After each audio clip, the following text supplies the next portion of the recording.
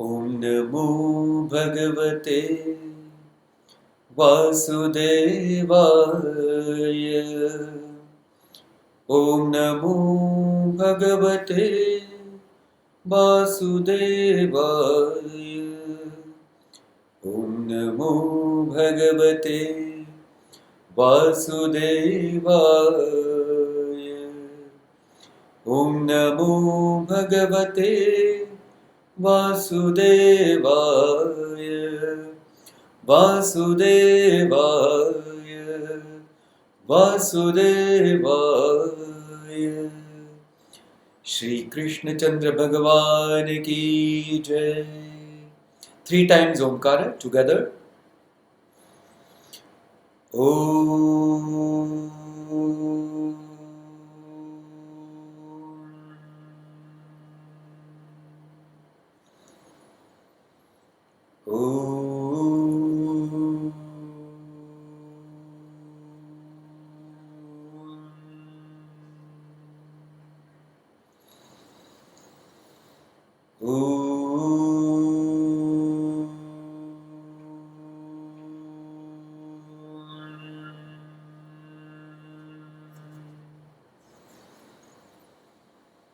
ॐ सहना भवतु सहनौ भुनक्तु सह वीर्यं करवावहै तेजस्विनावधीतमस्तु मा विद्विषावहै।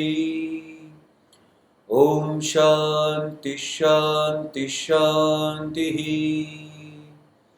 ॐ श्री गणेशाय नमः। ॐ श्री सरस्वत्यै नमः। ॐ श्री गुरुभ्यो नमः।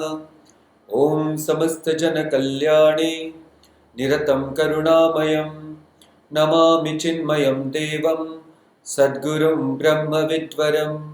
ॐ सच्चिदानन्दरूपाय विश्वोत्पत्त्यादिहेतवे तापत्रय विनाशाय श्रीकृष्णाय वयं नुमः। हरिः ओम्।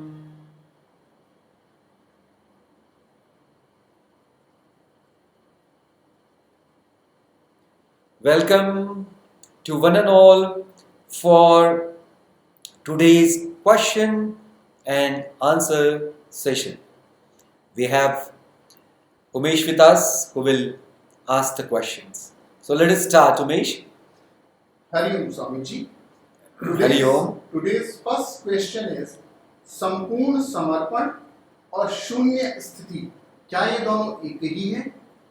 अच्छा, सो जो प्रश्न पूछा गया कि संपूर्ण समर्पण और शून्य स्थिति, तो हम सब वेदांत के विद्यार्थी हैं और जो हम आपको उत्तर भी दे रहे हैं तो वो वेदांत के ज्ञान के अनुसार ही।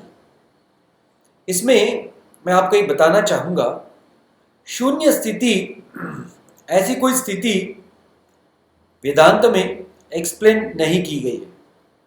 शून्य स्थिति बुद्धिज्म में एक्सप्लेन की गई है। तो ये एक पॉइंट। दूसरा पॉइंट, संपूर्ण समर्पण। तो संपूर्ण समर्पण क्यों, ये ध्यान में रखना बहुत जरूरी है। जब तक हमारा संपूर्ण समर्पण नहीं होता है तब तक हमारा डूअरशिप वो जाता नहीं है, यानी कर्ता भाव। और डूअरशिप जो होता है वो अहंकार की वजह से होता है, और अहंकार की वजह से फिर जो डूअरशिप आती है और उसकी वजह से both positive and negative actions we keep doing. होता यह है कि we develop sort of disturbance in the mind. So the disturbance in the mind is understood in spiritual life. आध्यात्मिक जीवन में disturbances of mind यानी मन की विचलितता, ये एक impurity है। तो सारे impurity को पूरी तरह साफ करने के लिए समर्पण जरूरी है, और उसके लिए कर्म योग यानी निस्वार्थ भाव से सेवा वो जरूरी है। उससे होगा क्या? धीरे धीरे मन के जो विकार है वो कम होंगे और मन शुद्ध शुद्ध होते जाएगा।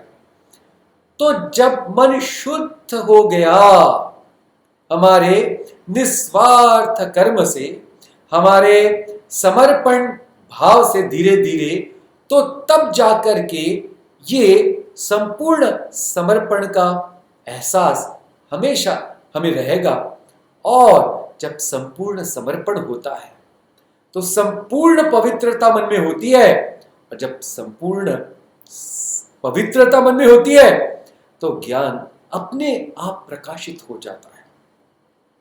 तो इसलिए संपूर्ण समर्पण इज रिक्वायर्ड इन आध्यात्मिक life.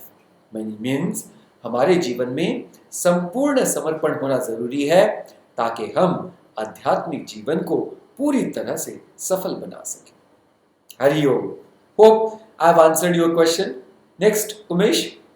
Swamiji, next question is how to inculcate spirituality in day-to-day life? Oh, how to, nice question. How to inculcate spirituality in day-to-day life? So let us first understand what is spirituality. Spirituality means having right values in our life. What the right values will do? The right values will clean up our mind. So, all the negative tendencies are slowly annihilated by the right values. So, when you practice right value, then practicing the right value, when you own it, when you completely start living it, that is known as virtue. That means you are living that value 24/7.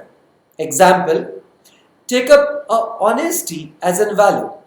So people ask a number of times, Swamiji, when and where should I be honest?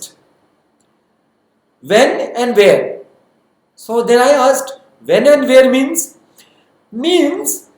should I be honest at home and the rest wherever I go and do my actions, I can be whatever I can be.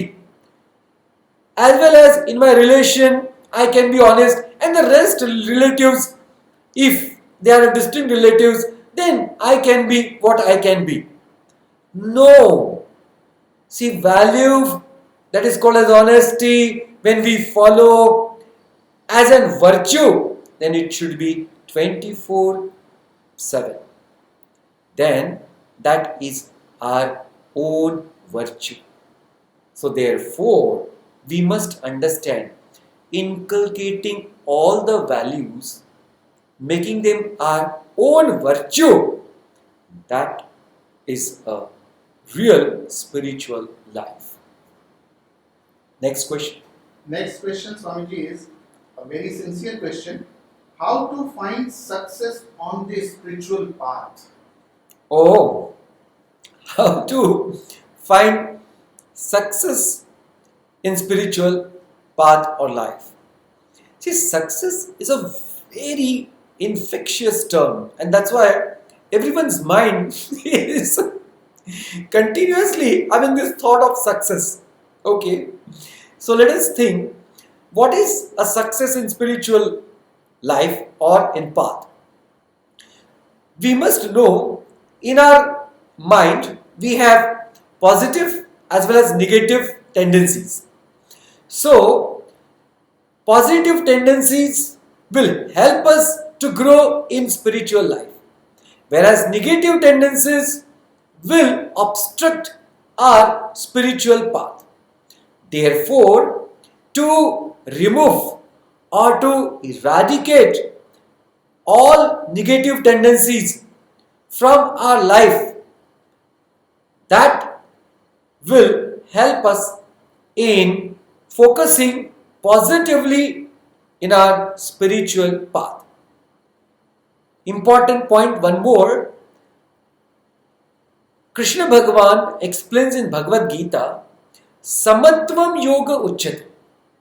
That means when the mind is established in equilibrium, absolutely, where it does not get affected by the pairs of opposite.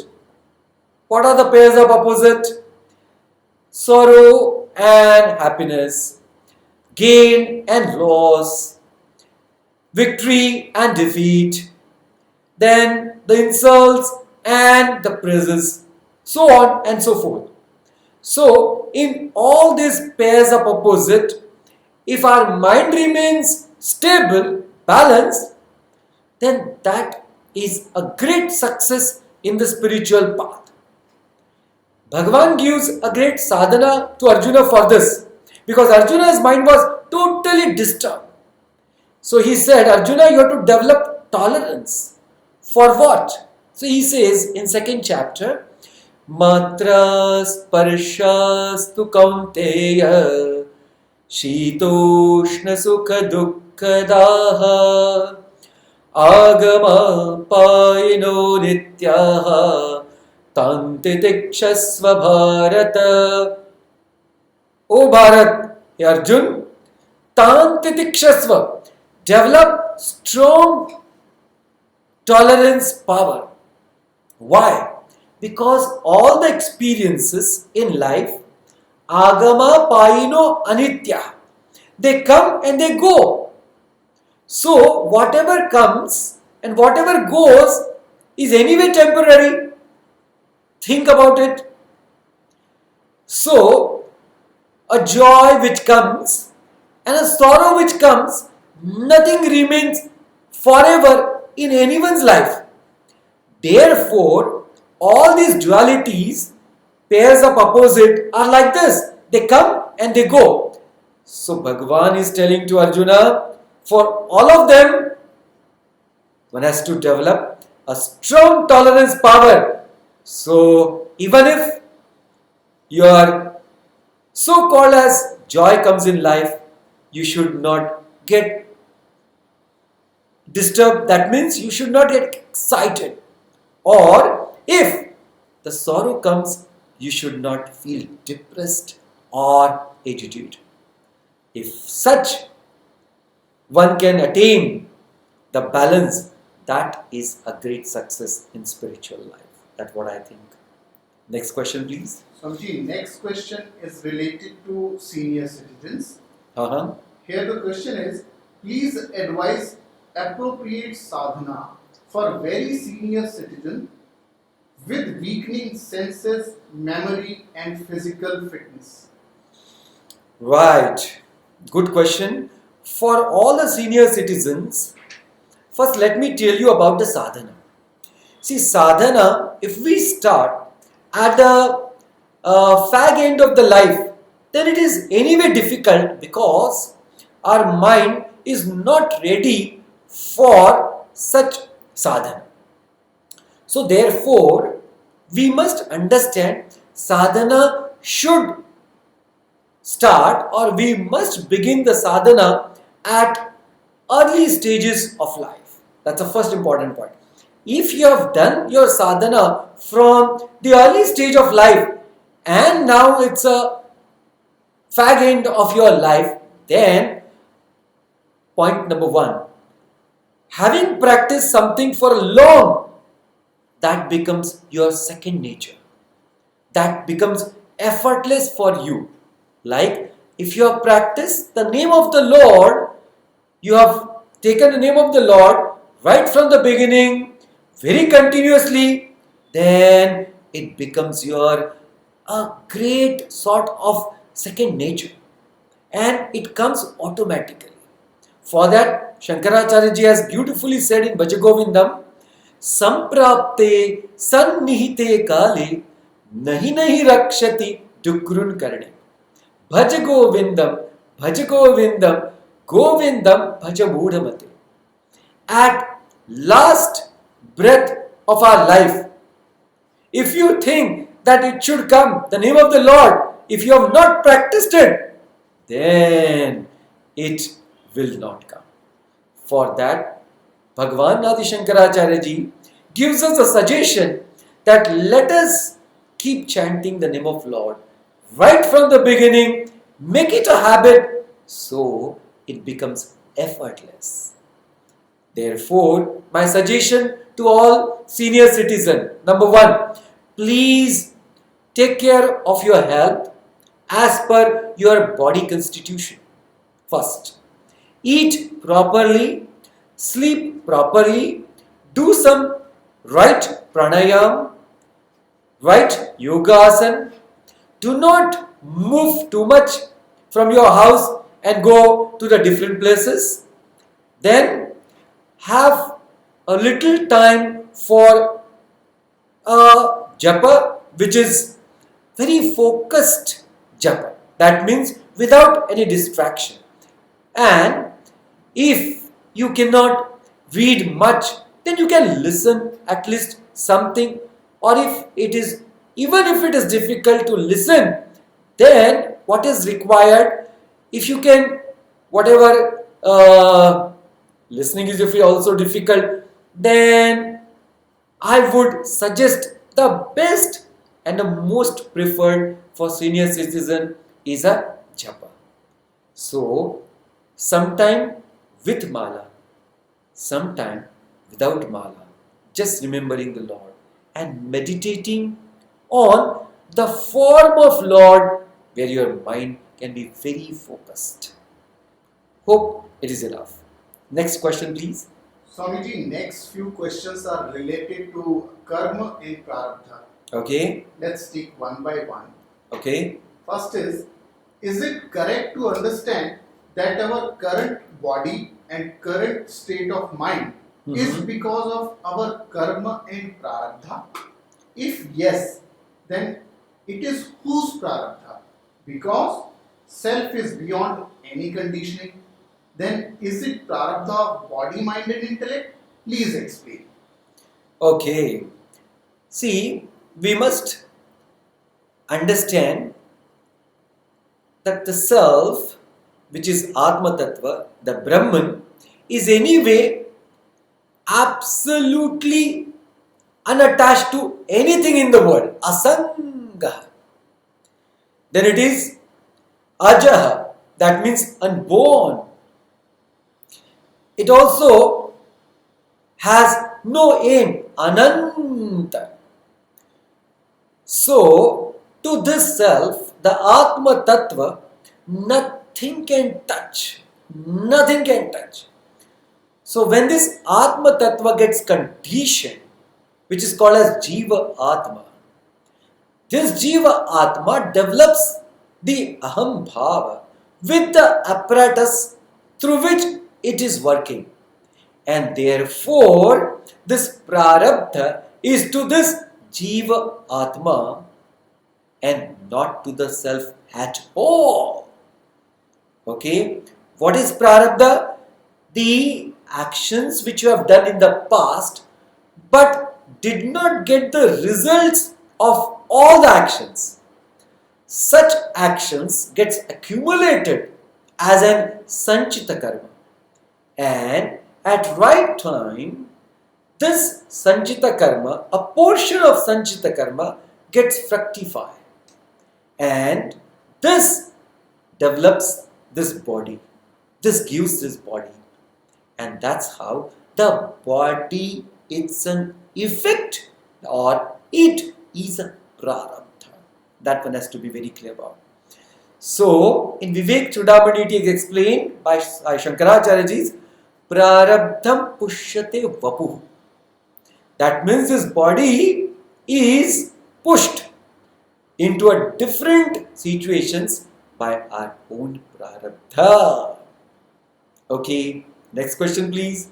Next question is, it is said that our current life is because of our past deeds. I want to know, what does this current life means? Okay. What does a current life mean? See, I would first explain what is life. So life means it's a time duration from birth to death. Okay. And during this duration, a person definitely will have n number of experiences. So series of experiences is life. Series of experiences is life.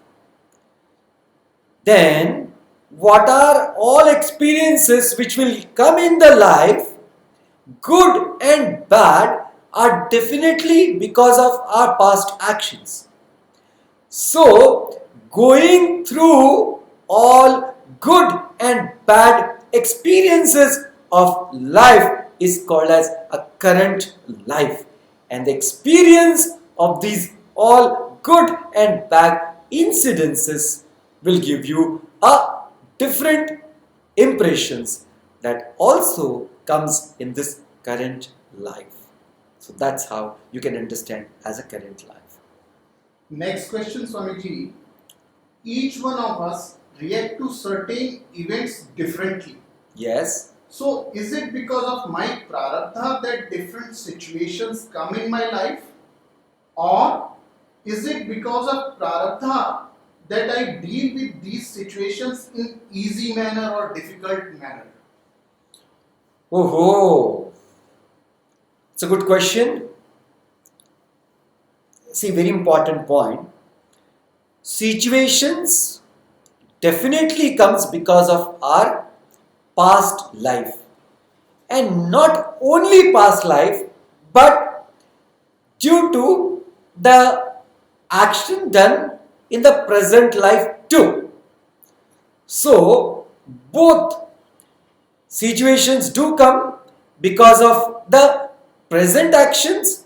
Example, like if you eat too much in a day, the next day your stomach is totally upset. Now you can't say, oh, it's because of my prarabdha, the last janma something happened and because of that today I am having the stomach ache. No, this is so simple that today's my stomach ache is because of my this very recent action. This is one. Now what is coming because of the past life or past action, maybe a very detrimental diseases or a very sort of difficult situations in life. Also, the relatives which we all have in our present life is also because of our past action. Like, you cannot choose your mummy daddy. Fine, that's your prarabdha. Then you can't choose your brother or sister. That's also your prarabdha. Some people, they do not have brother and sister because they are alone. That's their prarabdha. Some people have lots of brother and sister. That's their prarabdha. So, no doubt the situations come because of the prarabdha. The second question, dealing with the situation, right? Yes. Now let me just tell you that, giving example of Adi Shankaracharya ji, who took sannyas at the age of 6. Just imagine, at the age of 6, we never knew what is the meaning of sannyas. Think about it. That means his mind and intellect was so much developed, so much pure, that he could understand the things much easily and much early than all of us. In the same way, those who do not have good credentials or good actions in life, and when they drop the body, then difficult situations or difficult atmosphere they also have to suffer and go through. Like n number of people, they take birth in small huts in a very poor family, and because of that they suffer, oh suffer. So it is true either way, that because of our good credentials you will get a great atmosphere in your next life as a parent as well as the whole clan, and you will very effortlessly grow very fast in each and every aspect of your life. But it's also possible, if the credentials are not good, then the person will get a birth in a poor or ordinary family and have to struggle for little things of life. So both ways it's true that yes, prarabdha plays a great role in our situations as well as the managing the situation. But I also explained that today's actions are also responsible for the different situations in life. Next question, please. Swamiji, next question is related to the next life. Oh, my God. Now the questioner asks, the effect of prarabdha in next life will be on the state of mind or on the surrounding circumstances or on both? Oh, so take an example now for this. Today's situation where so many countries are highly affected by this pandemic. But there are certain countries those who are not affected at all. That means we have to understand that prarabdha is on two levels. One is called as individual prarabdha and another is called as samashti prarabdha, the total prarabdha. These countries which are really affected by this virus, even though there is a great spread of disease, but in those countries also there are a number of people, those who are not affected. Now just imagine that their immunity power is much better, so they are not affected. But all other people, those who are suffering, their immunity power is not fine or they are not understanding the right ways and means of prevention, so they are suffering. Therefore, we all have to understand, we all go through two types of prarabdha. One is an individual prarabdha and another is samashti prarabdha. That means when I do something wrong or good, the result will come to me, no doubt about it. So if I do a wrong thing, then I will have to suffer. Example, if someone goes and kills someone, so that person himself or herself has to suffer because this person has now done a wrong action. So this person will go to the jail and not the relatives of this person. But because the relatives are connected to this person, they also suffer because of the suffering of their own near and dear. So understand, it is all connected, that we are getting two types of effect. One is because of our own actions, as well as we also have a connection with each and everyone around us, and therefore their action also affect us. So both ways it is true. Next question, please. Swamiji, next question is, how to overcome the constant fear of losing? Oh, yeah, this is a very strong feeling in so many people. So let us analyze it.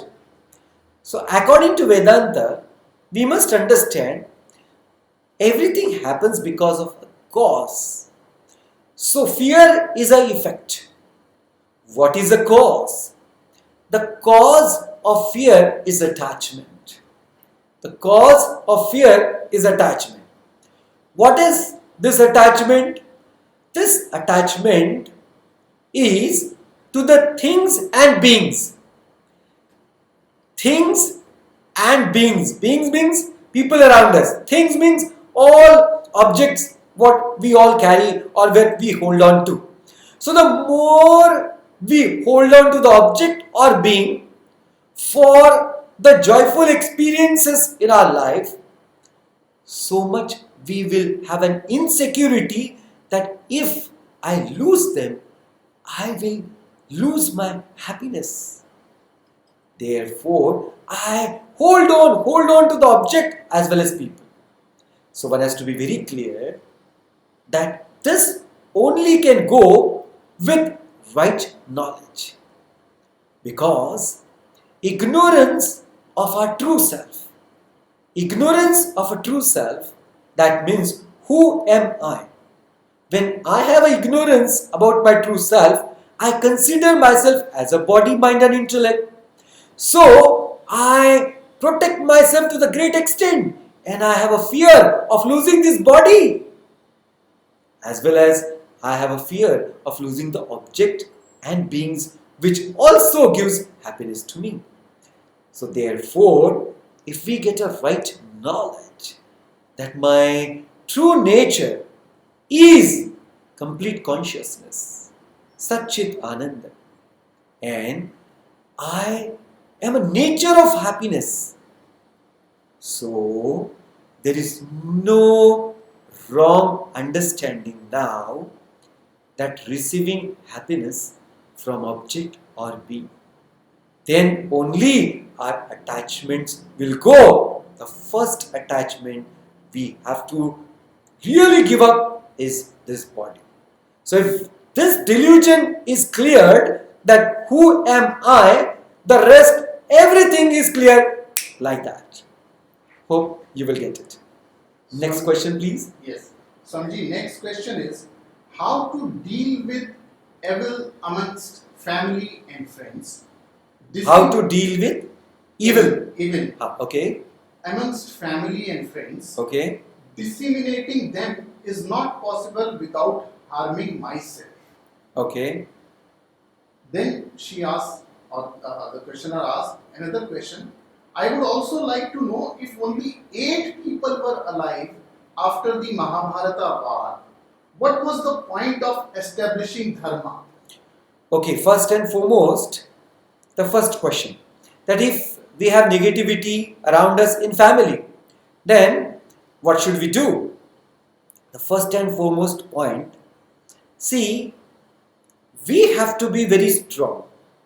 So develop inner strength, because as all our family members, we cannot run away from them. Even we can't run away from the society too. So therefore, negativity is not only in the family, but negativity is all around us when we go in the society too. Hope you will appreciate and understand it. So therefore, like today, the virus is spread all over the country as well as the globe. So what is a right method of prevention? Develop your immune power. That means you are becoming stronger and stronger within. So the virus which is spread all over will not affect you. In the same way, develop inner strength, positivity by right satsang, so you can really take a right care of negativity around you. And I would give you a simple suggestion, healthy neglect. That means we should not be negative because of someone's action, but we should not react to the actions of people. If it is required, give right response or just remain quiet, because anyway it is said whatever cannot be cured should be endured. Hope you get it. The next question, I suppose, is about the Mahabharata war and what is the point in establishing dharma.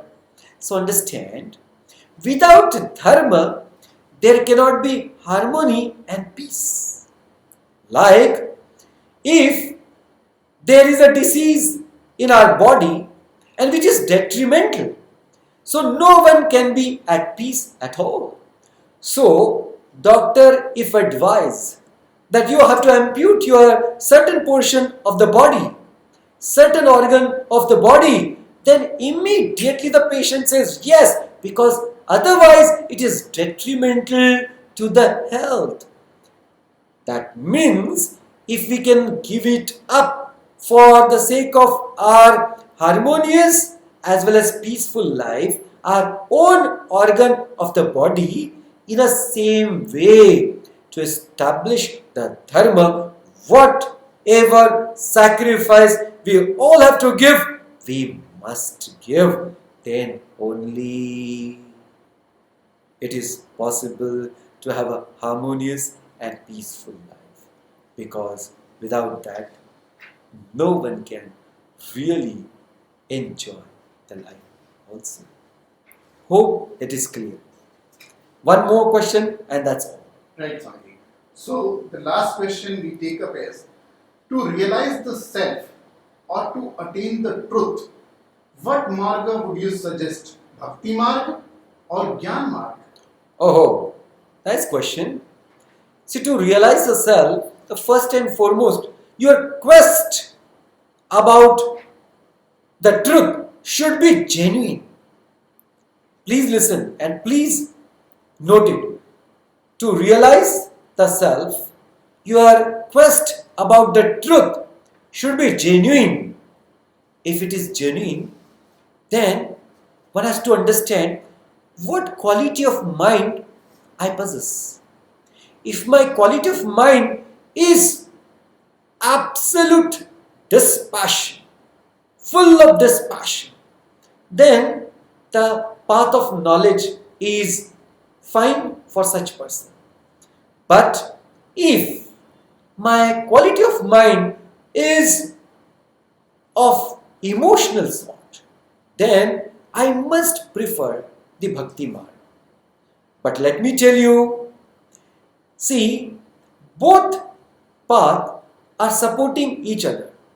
Like, without right knowledge, there cannot be a true love.